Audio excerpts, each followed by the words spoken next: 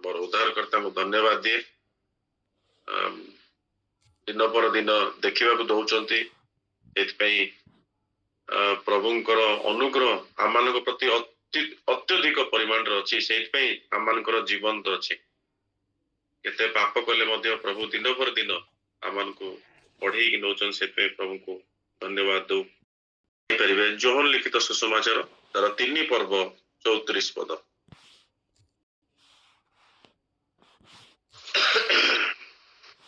कारण ईश्वर जहाँ को प्रेरण कर ईश्वर वाक्य कहती जो से परिमित भाव आत्मा प्रदान करती नहीं। कारण ईश्वर जहाँ को प्रेरण कर ईश्वर वाक्य कहती जो से परिमित भाव आत्मा प्रदान करती नहीं। धन्यवाद धन्यवाद भाई। जदि मोर वाक्यर शीर्षक आज हूँ अभिषेक यात्रा।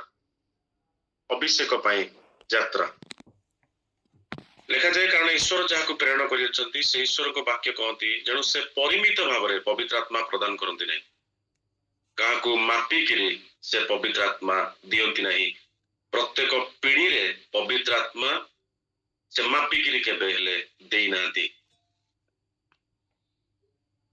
जितेबाला आम बाइबल देखू बाइबल रे पीढ़ी पर पीढ़ी परमेश्वर तांकर पवित्र आत्मा को केबे भी मापिकी देई नांती।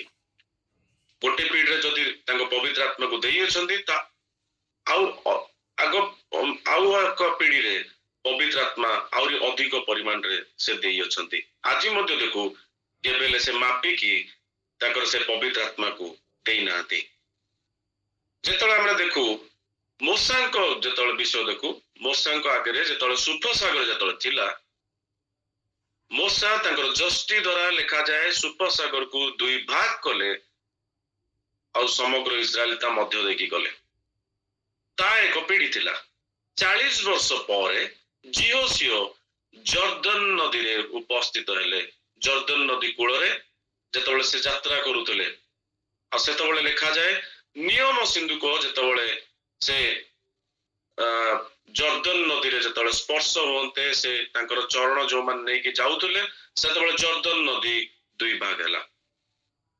ता आउ एक पीढ़ी थिला तार केते सौ वर्ष पर एलिशा जेतबेले जर्दन नदी कूल रे उपस्थित हेले वस्त्र द्वारा जर्दन नदी 2 भाग कले। से कहलेनी मूसा को जस्टी आण मु जस्टी द्वारा आमे 2 भाग करबा नाही। वस्त्र द्वारा जर्दन नदी 2 भाग कले। प्रभु प्रत्येक पीढ़ी रे तांकर आत्मा को परिमित भाव रे से देई नांती माटी किरी देई नांती बरंच प्रत्येक पीढ़ी रे तांकर आत्मा को अधिक रु अधिक परिमाण रे से देई अछंती जो द्वारा कि आम माने प्रत्येक विषय उपरे जेपरि विजय प्राप्त हेई परिबा। प्रत्येक परिस्थिति प्रत्येक समस्या उपरे जेपरि आम माने विजय प्राप्त हेई परिबा सेहिति पई से तांकर अभिषेक को दियंती। आउ आम माने आमान जेतबेले एई पीढ़ी रे अछु आम माने निश्चय प्रार्थना करिबा प्रभु तुमरी अभिषेक मु चाहे आ तुमर अभिषेक को आम ऊपर दियो। जो बड़ी भाव में एलिशा को ऊपर 2 गुण भाव में तुमरी अभिषेक को देलो सेही बड़ी भाव में तुम्हें आम को जीवन रे मध्य प्रभु तुमरी अभिषेक को अधिक परिमाण रे दियो।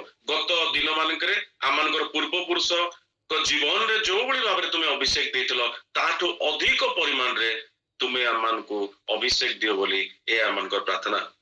कारण प्रभु यीशु ख्रीष्ट कहते जोहन 14 पर्व 12 पद लिखा जाए तुम्हें मो ठारू अधिक महान कार्य करिवो कारण मु मोर पितांक निकट को जाउछि तुम्हें मो ठारू अधिक महान कार्य करिवो।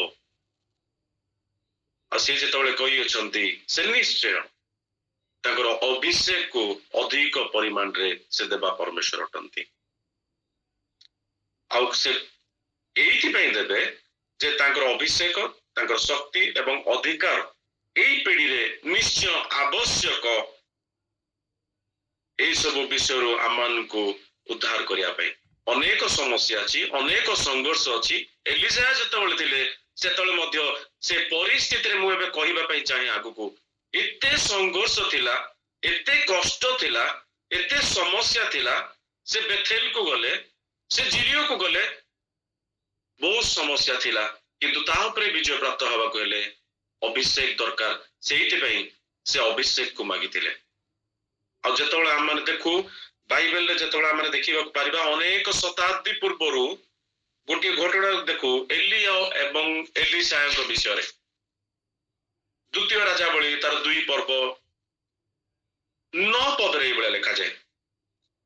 ଦ୍ୱିତୀୟ ରାଜାବଳୀ 2 ପର୍ବ 9 ପଦରେ ମୁଁ ପଢୁଛି, ଲେଖାଯାଏ, ପୁଣି ସେମାନେ ପାର ହୋଇଗଲା ଉତ୍ତାରେ।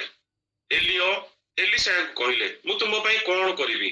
ଏହା ମୁଁ ତୁମ ନିକଟରୁ ନିଆଯିବା ପୂର୍ବରୁ ମାଗ। ତହିଁରେ ଏଲିଶା କହିଲେ, ମୁଁ ବିନୟ କରୁଅଛି, ଆପଣଙ୍କ ଆତ୍ମାର 2 ଗୁଣ ଅଂଶ ମୋ ଉପରେ ବର୍ତ୍ତୁ। ଏଥିରେ ଏଲିୟ କହିଲେ, ତୁମେ ଦୁଃସାଧ୍ୟ ବିଷୟ ମାଗିଲ, ତଥାପି ମୁଁ ତୁମ ନିକଟରୁ ନିଆଯିବା ବେଳେ ଯେବେ ତୁମେ ମତେ ଦେଖିବ, ତେବେ ତୁମ ପ୍ରତି ତଦ୍ରୂପ ବର୍ତ୍ତିବ, ମାତ୍ର ତାହା ନହେଲେ ବର୍ତ୍ତିବ ନାହିଁ। এই রূপে ସେମାନେ ଯାଉ ଯାଉ ଓ କଥାବାର୍ତ୍ତା କରୁ କରୁ ଦେଖ ଏକ ଅଗ୍ନିମୟ ରଥ ଓ ଅଗ୍ନିମୟ ଅଶ୍ୱମାନ ଉପସ୍ଥିତ ହୋଇ ସେ ଦୁହିଁଙ୍କୁ ପୃଥକ କଲା। ପୁଣି ଏଲିୟ ଘୂର୍ଣ୍ଣି ବାୟୁରେ ସ୍ୱର୍ଗାରୋହଣ କଲେ। 12 ପଦରେ, ଆଉ ଏଲିଶା ତା ଦେଖି ଉଚ୍ଚ ସ୍ୱରରେ କହିଲେ, ହେ ଆମ ପିତ, ହେ ଆମ ପିତ, ହେ ଇସ୍ରାଏଲର ରଥ ଓ ତହିଁର ଅଶ୍ୱାରୋହୀ ଗଣ। ଏଥି ଉତ୍ତାରେ ସେ ଏଲିୟ ଆଉ ଦେଖିଲେ ନାହିଁ। ଏଣୁ ସେ ଆପଣା ବସ୍ତ୍ର ଧରି 2 ଖଣ୍ଡ କରି ଚିରିଲେ। 13 ପଦରେ ମଧ୍ୟ ସେ ଏଲିୟଙ୍କ ଠାରୁ ପଡିଥିବା ବସ୍ତ୍ର ଖଣ୍ଡ ଉଠାଇ ନେଲେ ଓ ଫେରି ଯାଇ ଜର୍ଦ୍ଦନ ତୀରରେ ଠିଆ ହେଲେ। ପୁଣି ସେ ଏଲିୟଙ୍କ ଠାରୁ ପଡିଥିବା ବସ୍ତ୍ର ନେଇ ଆଘାତ କରି କହିଲେ, ସଦାପ୍ରଭୁ ଏଲିୟଙ୍କ ପରମେଶ୍ୱର କାହାନ୍ତି? ପୁଣି ସେ ମଧ୍ୟ ଜଳକୁ ଆଘାତ କରନ୍ତେ ତା ଏ ପାଖେ ସେ ପାଖେ ବିଭକ୍ତ ହେଲା। ତହିଁରେ ଏଲିଶା ପାର ହୋଇଗଲେ। ଯେତେବେଳେ ଆମେ ଦେଖୁ ଏଲିୟ ଆଉ ଏଲିଶାଙ୍କ ବିଷୟରେ ଯେତେବେଳେ ଦେଖୁ, 2 ପର୍ବ ଦ୍ୱିତୀୟ ରାଜାବଳୀ 2 ପର୍ବ 2 ପଦରୁ ଯେତେବେଳେ ଆମେ ଦେଖୁ ଲେଖାଯାଏ, ଏଲିୟ ଆଉ ଏଲିଶା ଯେତେବେଳେ ସେମାନେ 3 ପଦରେ ଯେତେବେଳେ ସେମାନେ ବେଥେଲରେ ଉପସ୍ଥିତ ହେଲେ, ବେଥେଲକୁ ଆସିଲେ। ଆଉ ବେଥେଲ ଯାହାର ଅର୍ଥ ହଉଛି ଦ ହାଉସ ଅଫ ଗଡ, ସଦାପ୍ରଭୁଙ୍କ ଗୃହ ବୋଲି କୁହାଯାଏ। ପ୍ରକୃତରେ ବେଥେଲ ଏକ ମହାନ ଆଧ୍ୟାତ୍ମିକ ଐତିହ୍ୟ ଥିଲା, କିନ୍ତୁ ତା ପରବର୍ତ୍ତୀ ପର୍ଯ୍ୟାୟରେ ନଷ୍ଟ ହେଲା। କେମିତି? ବେଥେଲ ଏକ ମହାନ ଆଧ୍ୟାତ୍ମିକ ଐତିହ୍ୟ ଥିଲା। ଯାକୁବ ନିଜେ ସେଠାରେ ତାଙ୍କର ବଳିଦାନ ଦେଇଥିଲେ, ତଥାପି ବର୍ଷ ବର୍ଷ ଧରି ସେ ସହରରେ କିଛି ଘଟିଥିଲା। ଜାର୍ବିୟମ ସେଠାରେ ଏକ ସୁବର୍ଣ୍ଣ ବାଛୁରୀ ସେ ସ୍ଥାପନ କରିଥିଲେ ଏବଂ ଶୀଘ୍ର ଲୋକମାନେ ମୂର୍ତ୍ତି ପୂଜାରେ ସେମାନେ ସମର୍ପିତ ହୋଇଥିଲେ। ଫଳସ୍ୱରୂପ ଏକ ସମ୍ପୂର୍ଣ୍ଣ ପିଢ଼ି ସନ୍ଦେହ, ପରିହାସ ଏବଂ ଉପହାସରେ ସେମାନେ ହଜି ଯାଇଥିଲେ, ଯାହା ସେମାନଙ୍କର ପିଲାମାନଙ୍କୁ ବେଥେଲରେ ଆଧ୍ୟାତ୍ମିକର ମୂଳର ଚିହ୍ନକୁ ସେମାନେ ହରାଇ ଦେଇଥିଲେ। ବେଥେଲ ଦିନେ ଥିଲା ସଦାପ୍ରଭୁଙ୍କ ଗୃହ, କିନ୍ତୁ ତା ପରବର୍ତ୍ତୀ ପର୍ଯ୍ୟାୟରେ ତା ସମ୍ପୂର୍ଣ୍ଣ ରୂପରେ ଲୋକମାନଙ୍କର ପରିହାସ, ଉପହାସରେ ତା ପରିଣତ ହେଇଥିଲା। ଆଉ ଆମମାନେ ଦେଖୁ ଯେତେବେଳେ ଏଲିଶାୟ ଯେବେ ବେଥେଲକୁ ଫେରି ଆସିଲେ, ଯେତେବେଳେ ସେ ଏଲିୟଙ୍କ ଠାରୁ ଯେତେବେଳେ ଆମେ ଦେଖୁ ଏଲିୟ ଗଲାବେଳେ ଯେତେବେଳେ ସେ ପାଉଅଛନ୍ତି ବସ୍ତ୍ର, ଆଉ ଯେତେବେଳେ ସେ ଫେରି ଆସିଲେ, ବେଥେଲକୁ ଫେରି ଆସିଲେ, ଦ୍ୱିତୀୟ ରାଜାବଳୀ 2 ପର୍ବ 23-24 ଯଦି ମୁଁ ପଢିବି, ଦ୍ୱିତୀୟ ରାଜାବଳୀ 2 ପର୍ବ 23-24 ଲେଖାଯାଏ, ଏଥି ଉତ୍ତାରେ ଏଲିଶାୟ ସେଠାରୁ ବେଥେଲକୁ ଗଲେ। ପୁଣି ସେ ପଥରେ ଯାଉ ଯାଉ କେତେକ କ୍ଷୁଦ୍ର ବାଳକ ନଗରରୁ ବାହାରି ଆସି ତାଙ୍କୁ ପରିହାସ କରି କହିଲେ, ଆରେ ଟାଙ୍ଗରା ମୁଣ୍ଡା ଉପରକୁ ଯା, ଆରେ ଟାଙ୍ଗରା ମୁଣ୍ଡା ଉପରକୁ ଯା। ଦେଖନ୍ତୁ, ଦିନେ ତା ସଦାପ୍ରଭୁଙ୍କ ଗୃହ, କିନ୍ତୁ ପରବର୍ତ୍ତୀ ପର୍ଯ୍ୟାୟରେ ଯେତେବେଳେ ସୁବର୍ଣ୍ଣ ବାଛୁରୀ ସେ ଜାଗାରେ ଆମେ ଦେଖୁ ଗୋଟେ ଯଜ୍ଞ ବେଦୀ ସ୍ଥାପନ କରାଯାଇଛି। ତା ପରବର୍ତ୍ତୀ ପର୍ଯ୍ୟାୟରେ ସେ ପିଢ଼ି ଯେ ସମ୍ପୂର୍ଣ୍ଣ ରୂପରେ ବଦଳି ଯାଇଛି। ସେଠାକାର ପିଲାମାନେ ଆମେ ଦେଖୁ ଯାହା ସେମାନେ ପରିହାସ ଆଉ ଉପହାସରେ ସେମାନେ ପରିଣତ ହୋଇଛନ୍ତି। 2 ପର୍ବ ଯେତେବେଳେ 23-24 ନ୍ୟୁ କିଙ୍ଗ ଜେମ୍ସ ବର୍ଷନରେ ଯଦି ଦେଖୁ ଲେଖାଯାଏ ୟୁଥ, ଯୁବକ ମାନେ, କିନ୍ତୁ ଯଦି କେଜେବିରେ ଦେଖୁ ଲେଖାଯାଏ ସେଇଠି ଛୋଟ ପିଲାମାନେ। ଓଡ଼ିଆ ବାଇବେଲରେ ମଧ୍ୟ ଲେଖାଯାଏ ପିଲାମାନେ। ସେମାନେ ପରିହାସ କଲେ, ଆରେ ଟାଙ୍ଗରା ମୁଣ୍ଡା। ଏଲିଶା ସେଇଥିପାଇଁ ଜାଣିଥିଲେ ଏ ନୂତନ ପିଢିର ସାମ୍ନା କରିବା ପାଇଁ ଆହୁରି ଅଧିକ ଭାବରେ ଅଭିଷେକ ଦରକାର, ଆହୁରି ଅଧିକ ଭାବରେ ସେ ଅଲୌକିକ ଶକ୍ତି ଦରକାର, ସେଇ ସାମର୍ଥ୍ୟ ଦରକାର, ପ୍ରଭୁଙ୍କର ସେଇ ଶକ୍ତି ନିଶ୍ଚୟ ଦରକାର ଏଇ ସବୁ ଉପରେ ବିଜୟ ପ୍ରାପ୍ତ କରିବା ପାଇଁ। ତାର ସେଇ ପରିସ୍ଥିତିର ସମ୍ମୁଖୀନ ହେବା ପାଇଁ ସେ ପ୍ରସ୍ତୁତ ନଥିଲେ। କାରଣ ଯେତେବେଳେ ଏଲିୟ କହୁଛନ୍ତି ତୁମେ ବେଥେଲରେ ଥାଅ, ପ୍ରଭୁ ମତେ ଜିରିଓକୁ ନେବା ପାଇଁ ଯାଉଛନ୍ତି, ସେ କହୁଛନ୍ତି ନାଇଁ ମୁଁ ଆପଣଙ୍କୁ ଛାଡ଼ିବିନି, ସଦା ପ୍ରଭୁ ଜୀବିତ ଥିବା ପ୍ରମାଣେ ମୁଁ ଆପଣଙ୍କୁ ଛାଡ଼ିବିନି, ଆପଣଙ୍କ ସହିତ ଯିବି। ସେ କହୁଛନ୍ତି ମୁଁ ଛାଡ଼ିବିନି, ମୁଁ ଆପଣଙ୍କ ସହିତ ଯିବି, ସଦା ପ୍ରଭୁ ଜୀବିତ ଥିବା ପ୍ରମାଣେ ମୁଁ ଆପଣଙ୍କୁ ଛାଡ଼ିବିନି। କାରଣ ଇଲିଶାୟ ନିଶ୍ଚୟ ବେଥେଲରେ ଘଟିଥିବା ସେ ଭବିଷ୍ୟତ ବକ୍ତାଙ୍କ ବିଷୟରେ ସେ ନିଶ୍ଚୟ ଶୁଣିଥିବେ। ଏଲିଶାୟ ବେଥେଲରେ ଗୋଟେ ଭବିଷ୍ୟତ ବକ୍ତାଙ୍କ ଘଟଣା ସେ ନିଶ୍ଚୟ ଜାଣିଥିବେ।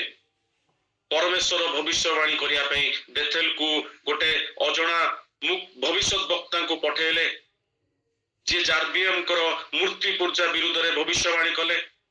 ପ୍ରଥମ ରାଜାବଳୀ 12 ପର୍ବ 28-29 ଅନୁସାରେ ବେଥେଲ ଆଉ ଦାନେରରେ ସେ ସୁବର୍ଣ୍ଣ ବାଛୁରୀ ସ୍ଥାପନ କରୁଅଛନ୍ତି ସେ ଜାଗାରେ। ଆଉ ଏଇ ଭବିଷ୍ୟତ ବକ୍ତା ଚିତ୍କାର କରି ସେ କହିଲେ, ଜାର୍ବିୟମ ଏ ବେଦୀ ଫାଟିଯିବ ଆଉ ତହିଁ ଉପରିସ୍ଥ ଭସ୍ମ ଅଜାଡ଼ି ହୋଇ ପଡ଼ିବ। ଯଦି ମୁଁ ଆପଣମାନଙ୍କୁ ଦେଖାଏ ପ୍ରଥମ ରାଜାବଳୀ 12 ପର୍ବ 28-29 ଯଦି ପଢିବା,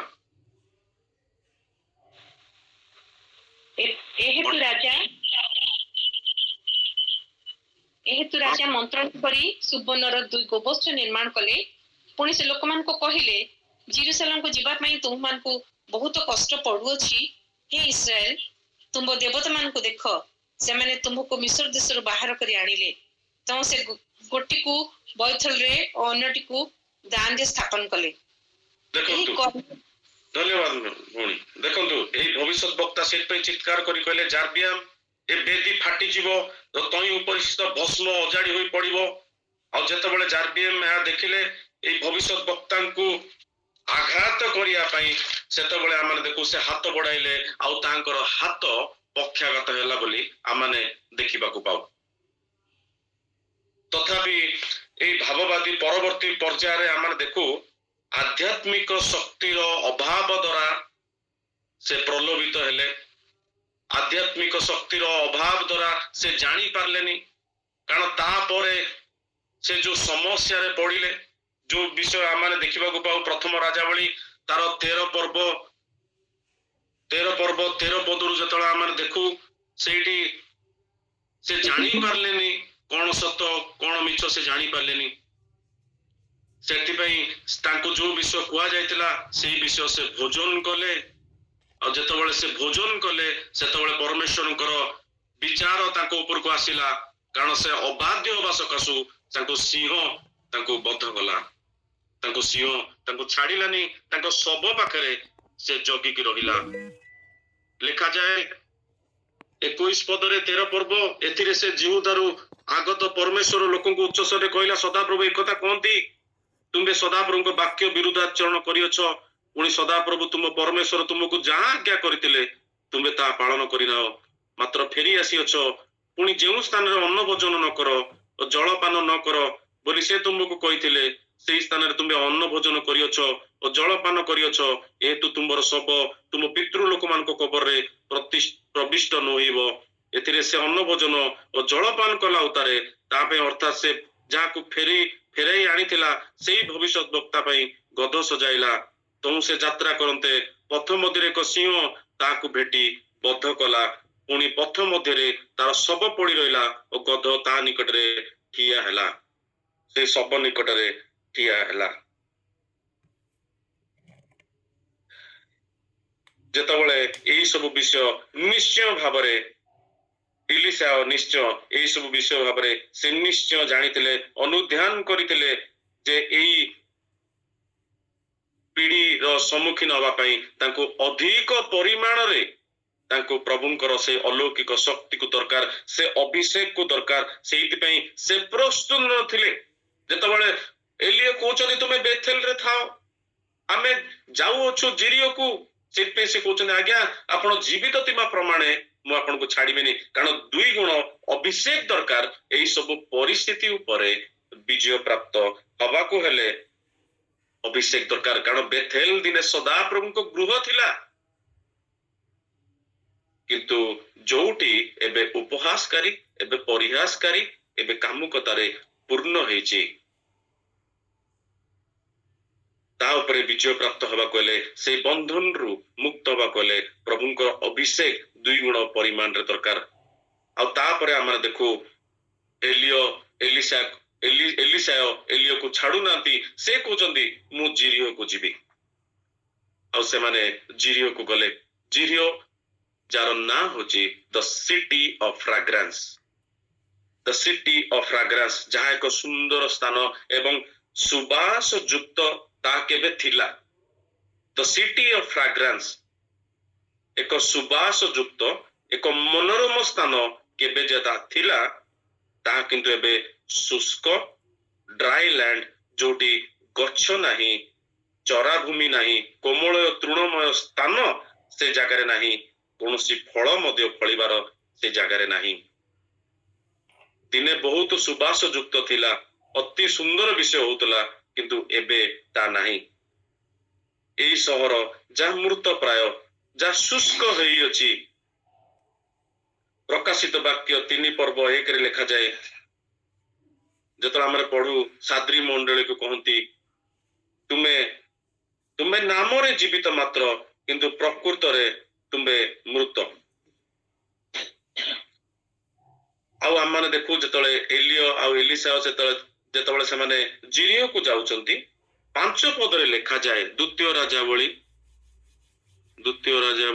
2 ପର୍ବ 5 ପଦ, ଦ୍ୱିତୀୟ ରାଜାବଳୀ 2 ପର୍ବ 5 ପଦରେ ଲେଖାଯାଏ, ଏଥିରେ ଜିରିଓ ନିବାସୀ ଭବିଷ୍ୟତ ବକ୍ତାଙ୍କ ଦଳ ଏଲିସାୟଙ୍କ ନିକଟକୁ ଆସି ତାଙ୍କୁ କହିଲେ, ସଦାପ୍ରଭୁ ଆଜି ତୁମଠାରୁ ତୁମ ପ୍ରଭୁକୁ ନେଇଯିବେ ବୋଲି ତୁମେ କଣ ଜାଣୁଅଛ? ସେ ଉତ୍ତର କଲେ, ହଁ ମୁଁ ଜାଣିଅଛି। ଆଉ ସେ କହୁଛନ୍ତି, ତୁମେ ମାନେ ତୁନି ହୋଇ ରୁହ, କାରଣ ଏଲିସାୟ ଜାଣିଥିଲେ ଏଇ ଯୋଉ ଭବିଷ୍ୟତ ବକ୍ତା ଏମାନେ ଯୋଉ ପ୍ରଚାର କରୁଛନ୍ତି, ସେମାନେ ପବିତ୍ର ଆତ୍ମାଙ୍କ କାର୍ଯ୍ୟରେ ବିଶ୍ୱାସ କରନ୍ତି ନାହିଁ। ପବିତ୍ର ଆତ୍ମାଙ୍କର ଶକ୍ତି, ଅଭିଷେକ ଏବଂ କ୍ଷମତା ଉପରେ ଏମାନଙ୍କର ବିଶ୍ୱାସ ନାହିଁ। କାରଣ 2 ରାଜାବଳୀ 2 ପର୍ବ 15, 16, 17ରେ ଏଇଭଳିଆ ଲେଖାଯାଏ। 15, 16, 17। ଆଉ ଜିରିଓ ନିବାସୀ, ହଁ ପଢନ୍ତୁ ପୁଣି ପଢନ୍ତୁ। ଆଉ ଜିରିଓ ନିବାସୀ ଭବିଷ୍ୟତ ବକ୍ତାଗଣର ଯୋଉ ପୁତ୍ରମାନେ ତାଙ୍କ ସମ୍ମୁଖରେ ଥିଲେ, ସେମାନେ ତାଙ୍କୁ ଦେଖି କହିଲେ, ଏଲିୟଙ୍କର ଆତ୍ମା ଏଲିସାଙ୍କ ଉପରେ ବର୍ତ୍ତିଲା। ତ ସେମାନେ ତାଙ୍କୁ ଭେଟିବାକୁ ଆସି ତାଙ୍କ ସମ୍ମୁଖରେ ଭୂମିଷ୍ଠ ପ୍ରଣାମ କଲେ। ଆଉ ସେମାନେ ତାଙ୍କୁ କହିଲେ, ଏବେ ଦେଖନ୍ତୁ ଆପଣଙ୍କ ଦାସ ମାନଙ୍କ ସଙ୍ଗେ 50 ବଳବାନ ଲୋକ ଅଛନ୍ତି। ଆମେ ବିନୟ କରୁଅଛୁ, ସେମାନେ ଯାଇ ଆପଣଙ୍କ ପ୍ରଭୁଙ୍କୁ ଖୋଜନ୍ତୁ, ହୋଇପାରେ ସଦାପ୍ରଭୁଙ୍କର ଆତ୍ମା ତାଙ୍କୁ ଊର୍ଦ୍ଧ୍ୱକୁ ନେଇ କୌଣସି ପର୍ବତ ବା ଉପତ୍ୟକାରେ ପକାଇ ଦେଇଥିବେ। ଏଥିରେ ସେ କହିଲେ, ତୁମମାନେ ପଠାଅ ନାହିଁ। ତଥାପି ସେ ଲଜ୍ଜିତ ହେବା ପର୍ଯ୍ୟନ୍ତ ସେମାନେ ତାଙ୍କୁ ପ୍ରବର୍ତ୍ତାନ୍ତେ ସେ କହିଲେ, ପଠାଅ। ଯେହେତୁ ସେମାନେ 50 ଲୋକ ପଠାଇଲେ, ଆଉ ସେମାନେ ତାଙ୍କୁ 3 ଦିନ ଖୋଜିଲେ, ମାତ୍ର ପାଇଲେ ନାହିଁ। ଦେଖନ୍ତୁ, ଜିରିଓ ନିବାସୀ ଭବିଷ୍ୟତ ବକ୍ତା ଗଣ ଲେଖାଯାଏ, କିନ୍ତୁ ସେମାନେ ଭୂମିଷ୍ଠ ପ୍ରଣାମ କଲା ପରେ ସେମାନେ ଯାଇକି ଏଲିୟଙ୍କୁ ଖୋଜୁଛନ୍ତି। ଆଉ ଏଲିୟଙ୍କୁ ଖୋଜିଲା ପରେ ଲେଖାଯାଏ 3 ଦିନ ଯାକ ସେମାନେ ଏଲିୟଙ୍କୁ ଖୋଜିଲେ, ମାତ୍ର ପାଇଲେନି। ଭବିଷ୍ୟତ ବକ୍ତା ଗଣ, ପ୍ରଭୁଙ୍କର ମୁଖପାତ୍ର ସେମାନେ, କିନ୍ତୁ ସେମାନଙ୍କର ପବିତ୍ର ଆତ୍ମାଙ୍କ କାର୍ଯ୍ୟରେ ସେମାନଙ୍କର ବିଶ୍ୱାସ ନଥିଲା। ଆଉ ସେମାନେ ସେଇଥିପାଇଁ ସେ ଜାଗାରେ ଏଲିସାୟ ଜାଣିଥିଲେ ଯେ ଏଇ ଜାଗାର ସମ୍ମୁଖୀନ ହେବାକୁ ହେଲେ ପ୍ରଭୁଙ୍କର ଅଭିଷେକକୁ ନିଶ୍ଚୟ ପରିମାଣରେ ଦରକାର। କିନ୍ତୁ এই ଜାଗା କାହିଁକି? ଏ ଜାଗା ସମ୍ପୂର୍ଣ୍ଣ ରୂପରେ ଖରାପ ହେଇଯାଇଛି। ଭବିଷ୍ୟତ ବକ୍ତାଗଣ ଯାହାଙ୍କର ବିଶ୍ୱାସ ପବିତ୍ର ଆତ୍ମାଙ୍କ କାର୍ଯ୍ୟ ଏବଂ ଅଭିଷେକରେ ନାହିଁ, ପବିତ୍ର ଆତ୍ମାଙ୍କର ଶକ୍ତି ଉପରେ ତାଙ୍କର ବିଶ୍ୱାସ ନାହିଁ, ଆଉ ସେମାନେ ସେଇ ଭବିଷ୍ୟତ ବକ୍ତା ଗଣ ଯାହା ପ୍ରଚାର କରିଥିବେ ସେ ଜାଗା ସମ୍ପୂର୍ଣ୍ଣ ରୂପରେ ଖରାପ ହେଇଯାଇଥିବ। ନିଶ୍ଚୟ ଭାବରେ ଯେତେବେଳେ ଆଗକୁ ଯେତେବେଳେ ଆମେ ପଢୁ ଦ୍ୱିତୀୟ ରାଜାବଳୀ 2 ପର୍ବ 19 ପଦରେ ଏଇଭଳିଆ ଲେଖାଯାଏ। ଦ୍ୱିତୀୟ ରାଜାବଳୀ 2 ପର୍ବ 19 ପଦରେ ଯେତେବେଳେ କଣ୍ଟିନ୍ୟୁଅସ୍ ଲେଖାଯାଏ, ପଢନ୍ତୁ। ଅନନ୍ତର ନଗରସ୍ଥ ଲୋକମାନେ ଇଲିଶାଙ୍କୁ କହିଲେ, ଦେଖନ୍ତୁ ଆମମାନେ ବିନୟ କରୁଅଛୁ, ଆମମାନଙ୍କ ପ୍ରଭୁ ଦେଖୁଅଛନ୍ତି ଯେ ଏହି ନଗରସ୍ଥ ମନୋରମ ମାତ୍ର ଜଳ ମନ୍ଦ ଓ ଭୂମି ଫଳ ନାଶକ। ଧନ୍ୟବାଦ।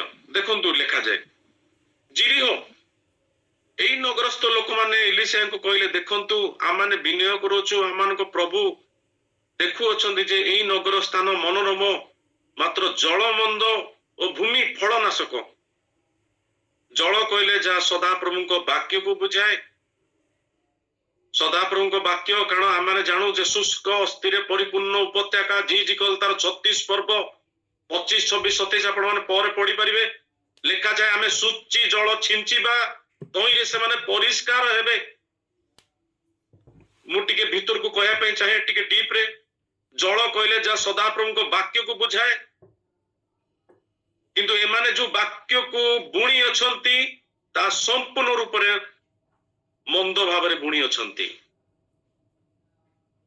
ଯୋଉ ବାକ୍ୟକୁ, କାରଣ ଏ ଭବିଷ୍ୟତ ବକ୍ତା ମାନଙ୍କର ଏମାନଙ୍କର ଆମେ ଦେଖୁ ବିଲକୁଲ ସେମାନଙ୍କର ପବିତ୍ର ଆତ୍ମାଙ୍କର କାର୍ଯ୍ୟ ଶକ୍ତି ଉପରେ ବିଶ୍ୱାସ ନାହିଁ। ଏଲିୟଙ୍କୁ ଯାଇକି ଖୋଜୁଅଛନ୍ତି। ଥରେ କହୁଛନ୍ତି ଯେ ପ୍ରଭୁ ତୁମ ମଧ୍ୟରୁ ଏଲିୟଙ୍କୁ ନେଇଯିବେ। ଏଲିଶା କହିଲେ ଚୁପ୍ କର।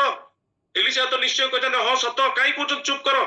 ସେ ଜାଣିଛନ୍ତି ଆରେ ଯଦି ଭବିଷ୍ୟତ ବକ୍ତା ଗଣ କହୁଅଛନ୍ତି କିନ୍ତୁ ତାଙ୍କର ସେଇ ପବିତ୍ର ଆତ୍ମାଙ୍କ କାର୍ଯ୍ୟରେ ସେମାନଙ୍କର ବିଶ୍ୱାସ ନଥିଲା, ସେଇଥିପାଇଁ ତାଙ୍କୁ କହୁଛନ୍ତି ଚୁପ୍ କର। କାରଣ ପରବର୍ତ୍ତୀ ପର୍ଯ୍ୟାୟରେ ସେମାନେ ଏଲିୟଙ୍କର ଶରୀରକୁ ଖୋଜିବା ପାଇଁ ଲାଗିଲେ, ପାଇଲେନି ବୋଲି ଲେଖାଯାଏ। ଆଉ ସେମାନେ ସେ ଜାଗାରେ କହୁଛନ୍ତି, 16 ପଦ ପଢିଲେ ଭାରି ଆଶ୍ଚର୍ଯ୍ୟ ଲାଗେ ଯେ ସଦାପ୍ରଭୁଙ୍କ ଆତ୍ମା ତାଙ୍କୁ ଉର୍ଦ୍ଧ୍ୱକୁ ନେଇ କୌଣସି ପର୍ବତ ବା ଉପତ୍ୟକାରେ ପକାଇ ଦେଇଥିବେ, ଏଇଭଳିଆ ଭାବରେ ସେମାନେ କହୁଅଛନ୍ତି। ସେଇଥିପାଇଁ ଲେଖାଯାଏ ନଗର ସ୍ଥାନ ମନୋରମ ହେଇପାରେ କିନ୍ତୁ ଜଳ ମନ୍ଦ ଯୋଉ ବାକ୍ୟ ବୁଣା ଯାଇଛି ତା ସମ୍ପୂର୍ଣ୍ଣ ରୂପରେ ମନ୍ଦ। ଆଉ ଭୂମି ଫଳ ନାଶକ କାହିଁକି? ଯେହେତୁ ଏ ଭୂମିରେ ଯେତେବେଳେ ବାକ୍ୟ ପଡିଅଛି ତା ସମ୍ପୂର୍ଣ୍ଣ ରୂପରେ ଫଳ ନାଶ କରିଅଛି। ଲୁକ 8 ପର୍ବରେ ପଢୁ, କଣ୍ଟକମୟ ଭୂମି, ପ୍ରସ୍ତରମୟ ଭୂମି, ବାଟ ପାକ ଭୂମି, ଉର୍ବର ଭୂମି ବୋଲି ଆମେ ପଢୁ। ବୀଜ ଯୋଉଠି ପଡେ, ଯଦି ବାଟ ପାକ ଭୂମିରେ ପଡେ ତା ଭଲ ଫଳ ହୁଏନି, ଉର୍ବର ଭୂମିରେ ଯେତେବେଳେ ପଡେ ତା ଭଲ ଫଳ ହୁଏ।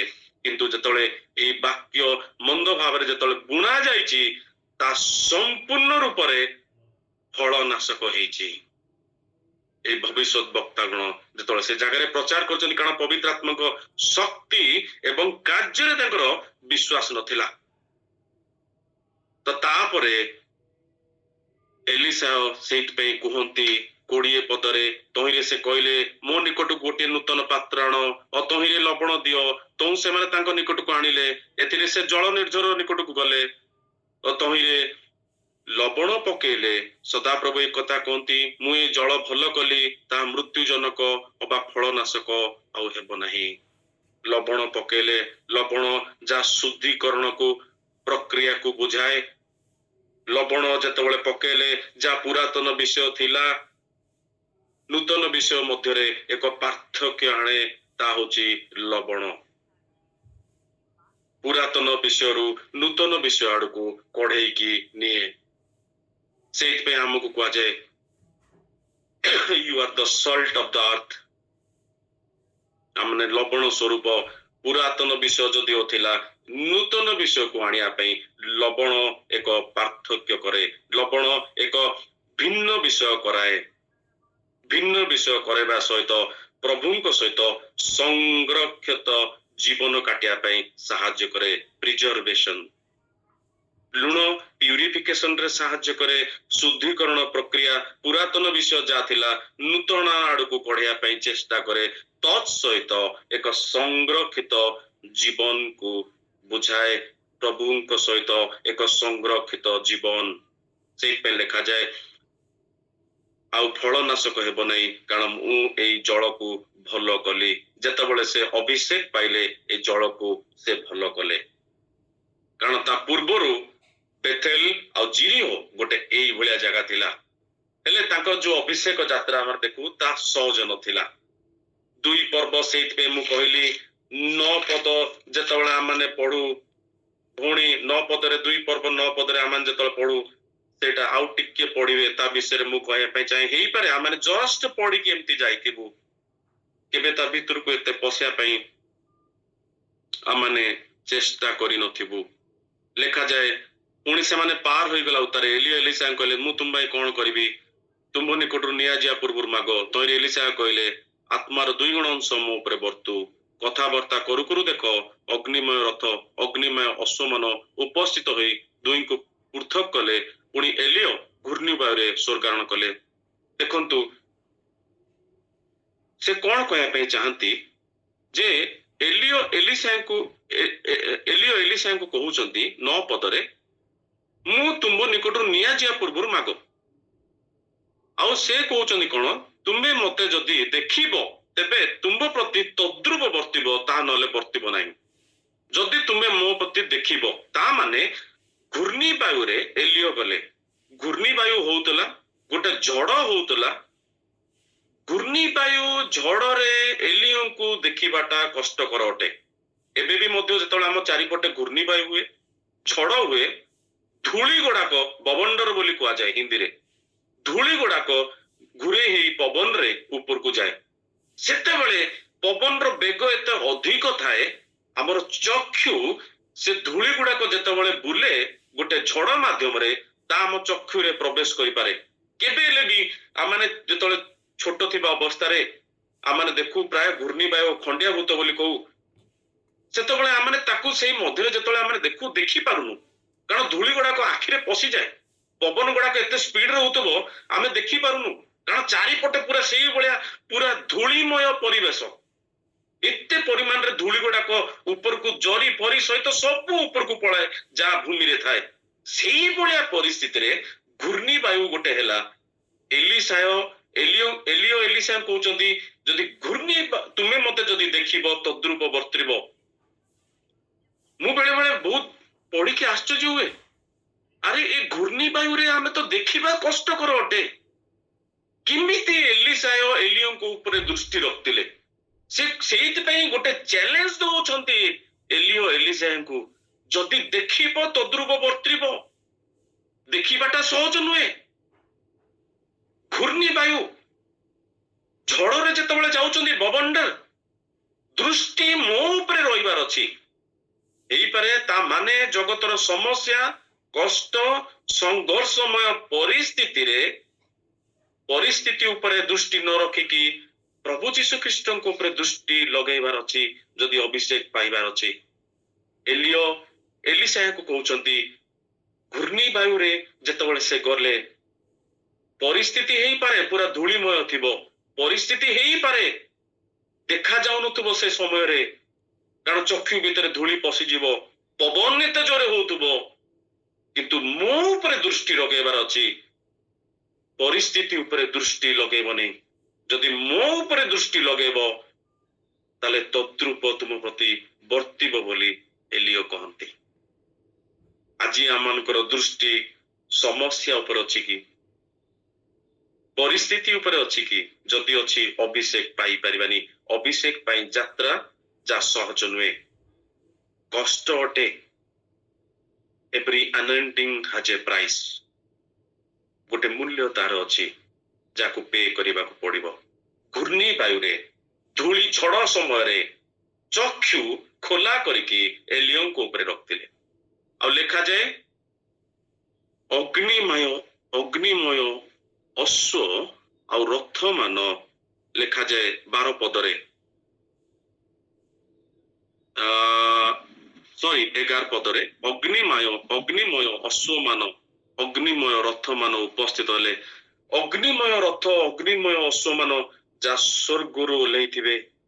ଅଗ୍ନିମୟ ଅଶ୍ଵ ରଥ ଦେଖିବାକୁ ବହୁତ ସୁନ୍ଦର ଥିବ, କେବେ ଦେଖିନଥିବେ, କାରଣ ତା ଉପସ୍ଥିତ ହଉଛି ସେ ସମୟରେ ଆଗରୁ ହେଇପାରେ ଜଗତର ରଥ ଜଗତର ଅଶ୍ଵ ମାନଙ୍କୁ ଦେଖିଥିବେ, କିନ୍ତୁ ଅଗ୍ନିମୟ ରଥ ଅଗ୍ନିମୟ ଅଶ୍ଵ ଯାହା ଦେଖିବା ପାଇଁ ବହୁତ ଉଜ୍ଜଳ ଥିବ, ଅଗ୍ନିମୟ ଥିବ, ସୁନ୍ଦର ଥିବ, ତାଙ୍କ ଦୃଷ୍ଟିକୁ ଆକର୍ଷଣ କରିଥିବ। କିନ୍ତୁ ଏଲିସାୟ ତାଙ୍କ ଦୃଷ୍ଟିକୁ ଏଲିୟଙ୍କ ଉପରେ ରଖିଛନ୍ତି। ଅଗ୍ନିମୟ ରଥ ଅଗ୍ନିମୟ ଅଶ୍ଵ କେତେ ସୁନ୍ଦର ଥିଲେ ମଧ୍ୟ, କେତେ ଉଜ୍ଜଳ ଦେଖାଯାଉଥିଲେ ମଧ୍ୟ, କେତେ ସୁନ୍ଦର ଦେଖାଯାଉଥିଲେ ମଧ୍ୟ ତା ଦୃଷ୍ଟିକୁ ତାଙ୍କର ଆକର୍ଷଣ କରିନି। ଆଜି ଯେତେବେଳେ ଆମମାନେ କୋଉ କୋଉ ଜାଗାରେ ଯାଉ, ଯେତେବେଳେ ବାକ୍ୟ ଶୁଣୁ, ଅଗ୍ନିମୟ ରଥ ଅଗ୍ନିମୟ ଅଶ୍ଵ ମାନ ପରି ଆମମାନଙ୍କ ଦୃଷ୍ଟି ବେଳେ ବେଳେ ବକ୍ତାଙ୍କ ଉପରେ ଚାଲିଯାଏ, ଆମମାନଙ୍କ ଦୃଷ୍ଟି ବେଳେ ବେଳେ ଗାୟକଙ୍କ ଉପରେ ଚାଲିଯାଏ। ସେଇଥିପାଇଁ ସେମାନେ ପ୍ରଭୁଙ୍କର ଅଭିଷେକକୁ ପାଇପାରନ୍ତିନି। କାହିଁକି? ଦୃଷ୍ଟି ଯୀଶୁ ଖ୍ରୀଷ୍ଟଙ୍କ ଉପରେ ସେମାନେ ଲଗେଇ ପାରନ୍ତିନି। ପ୍ରଚାରକଙ୍କ ଉପରକୁ ପଳାଏ, ଗାୟକଙ୍କ ଉପରକୁ ପଳାଏ। ଫେରିଲା ପରେ ବହୁତ ଥର ମୁଁ ପଚାରିଛି, ବାକ୍ୟ ଆଜି କଣ ଥିଲା? ଆଜ୍ଞା ଭୟଙ୍କର ଥିଲା, କିନ୍ତୁ କଣ କହିଲେ ଆମେ କିଛି ଜାଣିପାରିଲୁନୁ, କାରଣ ଦୃଷ୍ଟି ପ୍ରଭୁ ଯୀଶୁ ଖ୍ରୀଷ୍ଟଙ୍କ ଉପରେ ନଥିଲା। ଦୃଷ୍ଟି ବେଳେ ବେଳେ ଅଗ୍ନିମୟ ରଥ ଅଗ୍ନିମୟ ଅଶ୍ଵ ମାନଙ୍କ ଉପରେ ଆମମାନଙ୍କ ଦୃଷ୍ଟି ବେଳେ ବେଳେ ପଳାଏ, ବେଳେ ବେଳେ ପରିସ୍ଥିତି ବେଳେ ବେଳେ ସଂଘର୍ଷ ଉପରେ ପଳାଏ। ସେଇଥିପାଇଁ ଆମେ ଅଭିଷେକକୁ ହରଉ। ଏଲିୟମ ଗୋଟେ ଏଲିସାକୁ ଚ୍ୟାଲେଞ୍ଜ କଲେ, ତୁମେ ଦୁଃସାଧ୍ୟ ବିଷୟ ମାଗିଲ, କିନ୍ତୁ ଯଦି ମୁଁ ନିଆଯିବା ପୂର୍ବରୁ ତୁମେ ଯଦି ଦେଖିବ ତଦ୍ରୁପ ବର୍ତ୍ତିବ। ଦେଖିବାଟା ବିଲକୁଲ ସହଜ ନଥିଲା, ବହୁତ କଷ୍ଟକର ଅଟେ। ଘୂର୍ଣ୍ଣିବାୟୁରେ ଦେଖିବାଟା ସହଜ ନଥିଲା। ଅଗ୍ନିମୟ ଅଶ୍ଵମାନ ଅଗ୍ନିମୟ ରଥ ମାନ କେତେବେଳେ ବି ତାଙ୍କର ଦୃଷ୍ଟିକୁ ଡାଇଭର୍ଟ କରିପାରେ, କିନ୍ତୁ ତଥାପି ଏଲିସାୟ ଏଲିୟଙ୍କ ଉପରେ ଦୃଷ୍ଟି ଲଗେଇକି ରଖିଲେ। କାରଣ ମୁଁ ଯଦି ଫେରିବି ପୁଣି ବେଥେଲକୁ ଯିବାକୁ ହବ, ପୁଣି ଜିରିହକୁ ଯିବାକୁ ହବ, ଯୋଉଠି ଯାଇକି ଏଇ ସବୁ ବିଷୟର ସମ୍ମୁଖୀନ ହବା ପାଇଁ ମତେ 2 ଗୁଣ ଅଭିଷେକ ଦରକାର। ଆଉ ଏଲିସାୟ ସେଇଭଳି ପ୍ରକାରେ ଦେଖିଲେ, କୌଣସି ବିଷୟ ତାଙ୍କର ଦୃଷ୍ଟିକୁ ଆକର୍ଷିତ କରିପାରିଲା ନାହିଁ। ଦୃଷ୍ଟି କେବଳ ଏଲିୟଙ୍କ ଉପରେ ଥିଲା। ଆଉ ସେଇଥିପାଇଁ ସେ 2 ଗୁଣା ଅଭିଷେକ ପାଇଲେ। ବସ୍ତ୍ର ଚିରିକି ପଡିଲା, ଜର୍ଦ୍ଦନ ନଦୀକୁ ସେ 2 ଭାଗ କଲେ। ଆଉ ତାପରେ ଆମେ ଜାଣିଛୁ ଏଲିଓ, ଯଦି ବାଇବେଲରେ ଆମେ ଦେଖିବା, ଯଦି 14ଟି ଯଦି ଆଶ୍ଚର୍ଯ୍ୟ କାର୍ଯ୍ୟ କରିଅଛନ୍ତି, ତାହେଲେ ଏଲିସାୟ 28ଟି ଆଶ୍ଚର୍ଯ୍ୟ କର୍ମ କରିଥିଲେ। 2 ଗୁଣ ଭାବରେ ଅଭିଷେକ ପ୍ରଭୁ ତାଙ୍କୁ ଦେଲେ, 2 ଗୁଣ ଭାବରେ ଆଶ୍ଚର୍ଯ୍ୟ କାର୍ଯ୍ୟ କରିବା ପାଇଁ। ପ୍ରଭୁ ସେଇଭଳି ଭାବରେ ଆମମାନଙ୍କୁ ଆଜି ଅଭିଷେକ ଦିଅନ୍ତୁ, ଆମମାନଙ୍କୁ 2 ଗୁଣ ଆତ୍ମା ଦିଅନ୍ତୁ, ଏଇ ପିଢିର ସମ୍ମୁଖୀନ ହବା ପାଇଁ, ଏଇ ପିଢିରେ ଆଶ୍ଚର୍ଯ୍ୟ କାର୍ଯ୍ୟ କରିବା ପାଇଁ। କାରଣ ପିଢି ଯା ଉତ୍ତମ ପିଢି ନୁହେଁ, ଏଇ ପରିସ୍ଥିତି ଯା ଉତ୍ତମ ନୁହେଁ। ପ୍ରଭୁ 2 ଗୁଣା ଅଭିଷେକ ଦିଅନ୍ତୁ। ଏଇ ସବୁ ବିଷୟର ଉପରେ ବିଜୟ ପ୍ରାପ୍ତ ହେବା ପାଇଁ ହେଲେ ପ୍ରଭୁଙ୍କର ଅଭିଷେକ ଦରକାର। ଆଉ ସେଇଥିପାଇଁ ସେ କୁହନ୍ତି, ପରିମିତ ଭାବରେ କେବେ ପ୍ରଦାନ କରନ୍ତି ନାହିଁ, ମାପିକିରି କେବେ ଦିଅନ୍ତିନି, କିନ୍ତୁ ପାଇବାକୁ ହେଲେ every anointing has a price to pay। ତା ପାଇଁ ଆମମାନଙ୍କୁ ନିଶ୍ଚୟ ମୂଲ୍ୟ ଦେବାକୁ ପଡିବ। ଏଇ ପରିସ୍ଥିତିରେ ଏଲିସା ନିଶ୍ଚୟ ବହୁତ କଷ୍ଟ କଲେ, ଦୃଷ୍ଟି ଲଗେଇକି ରଖିଲେ, ଅଭିଷେକକୁ ପାଇଲେ। ସେଥିପାଇଁ ଜର୍ଦ୍ଦନ ନଦୀକୁ ବସ୍ତ୍ର ଦ୍ୱାରା 2 ଭାଗ କଲେ। ପ୍ରଭୁ ଏଇ ଅଳ୍ପ ବାକ୍ୟରେ ଆଶୀର୍ବାଦ